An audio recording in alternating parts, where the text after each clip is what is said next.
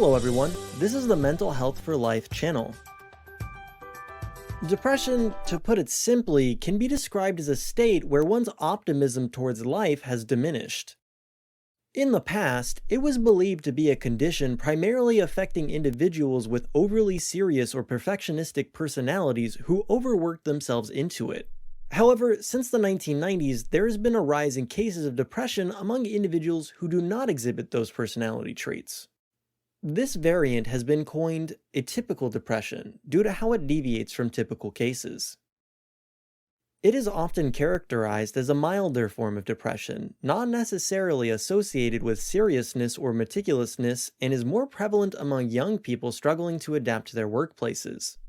Over the past 2 decades, the number of conventional and atypical depression cases has relatively balanced out, which indicates that it is not an entirely new phenomenon. Looking back, the term neurosis has gradually faded from use, and many conditions involving lowered mood and anxiety are now more commonly diagnosed as depression. Additionally, advancements in antidepressant medications and increased media coverage have made psychiatric help more accessible and socially acceptable to pursue, resulting in a higher number of people seeking treatment for their depression. These factors have contributed to an increase in the prevalence and more diverse manifestations of depression, which includes many more mild manifestations than in the past.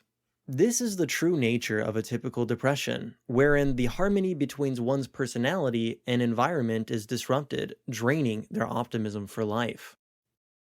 Here are 7 personality traits commonly associated with individuals prone to depression. Number 1. Serious and methodical people. This personality type has long been associated with depression. They are characterized as serious, meticulous, conscientious, responsible, orderly, and considerate of their environment. At first glance, they may appear to be very admirable individuals, but these traits can also make them inflexible. They are adverse to change and setbacks, which, when combined with the tendency to internalize problems, often makes them prone to developing depression. When it comes to work, they are best suited for jobs that offer a consistent and predictable environment. Number 2. Perfectionists and obsessive people. According to cognitive psychology, individuals who exhibit obsessive perfectionism are more prone to depression. These individuals strive for perfection in every aspect of their lives. They have high standards and expectations, and when these ideals are not met, they experience significant stress and are at risk of developing depression. They find it difficult to accept failure or setbacks and struggle to let things go. Another characteristic of this personality type is their tendency to be all or nothing. They either fully engage in a task or refrain from doing it altogether. There is no middle ground or moderation for them.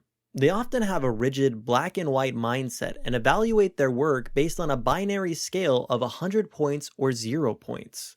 Even the slightest imperfection can lead to self-criticism and a diminished sense of self-worth. Number 3. People sensitive to workplace protocols and hierarchies. Individuals who face significant stress as a result of workplace protocols and hierarchical dynamics are believed to have a higher vulnerability to depression. However, due to their emphasis on self-care, they are more likely to take time off or seek psychiatric support at the first sign of distress, often leading to milder and less severe depression. This group is particularly susceptible to atypical depression. When considering job options, it is advisable for people with this personality type to steer clear of workplaces with very stringent rules and regulations. Number 4. HSPs. HSP, which stands for Highly Sensitive Person, refers to individuals whose senses and sensitivities are highly attuned, making them more susceptible to various factors in the workplace. They are not only sensitive to physical stimuli like sounds and light, but also to negative interpersonal dynamics. If they force themselves to try to conform or become the target of workplace gossip, they may be at a higher risk of developing depression, particularly atypical depression.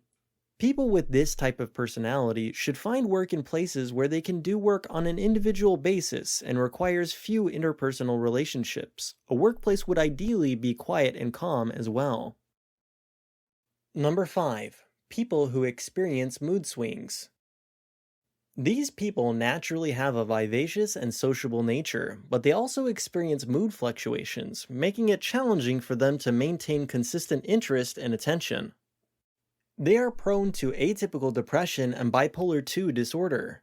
Given the impact of their mood swings on work efficiency, it is advisable for them to select a workplace that allows for flexible pacing, enabling them to adapt their workload to their changing moods.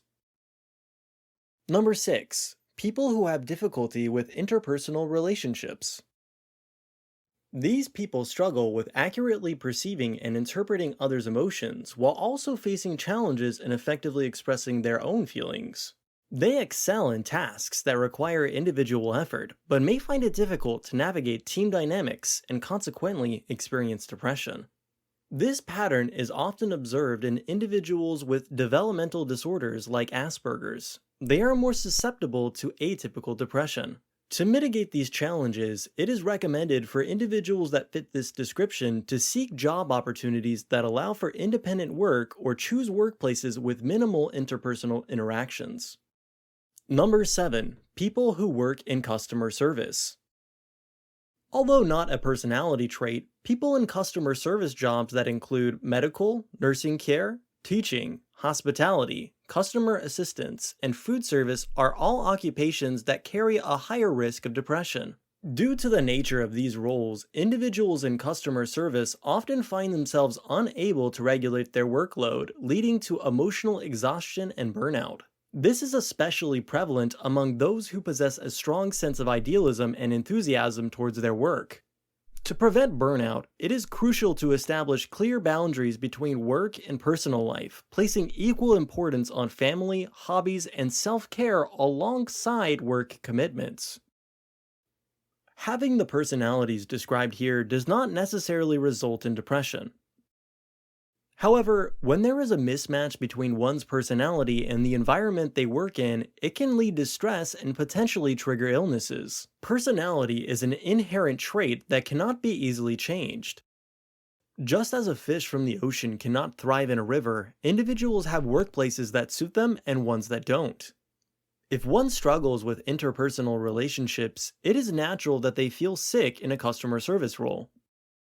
While it is tempting to prioritize salary and other factors when choosing a job, it would be wise to understand your own personality and select a workplace that aligns well with it.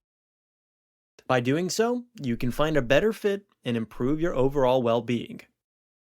This was the Mental Health for Life channel. If you liked this video, please give it a thumbs up and subscribe to our channel.